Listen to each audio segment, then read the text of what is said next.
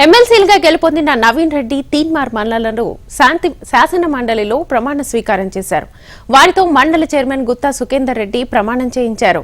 ప్రమాణ స్వీకార కార్యక్రమంలో శాసనసభ స్పీకర్ గడ్డం ప్రసాద్, మండలి డిప్యూటీ చైర్మన్ బండ ప్రకాష్, మంత్రి జూపల్లి కృష్ణారావు, ఎంపీ చామల కిరణ్ కుమార్ రెడ్డి, ఎమ్మెల్యేలు యశస్విని, సవితా ఇంద్రారెడ్డిలు పాల్గొన్నారు.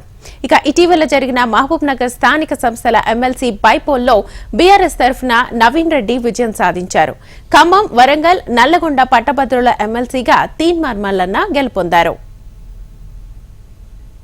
మా పార్టీ అధినాయకత్వం కేసీఆర్ గారికి, కేటీఆర్ గారికి, హరీష్ రావు గారికి, మా ఉమ్మడి జిల్లాల ఎమ్మెల్యేలు, ఎక్స్ ఎమ్మెల్యేలు, ఎమ్మెల్సీలు, ఎక్స్ ఎమ్మెల్సీలు, ఎంపీలు, అలాగే నా విజయానికి తోడ్పాటును అందించిన ఎంపీటీసీలకు, జెడ్పీటీసీలకు, కౌన్సిలర్స్కి అందరికీ నా యొక్క పాదాభివందనాలండి. నా విజయం తెలంగాణ అమరవీరులకు అంకితం. ఎందుకంటే తెలంగాణ ఆవిర్భావ దినోత్సవం రోజు నా విజయం ఖరారైంది.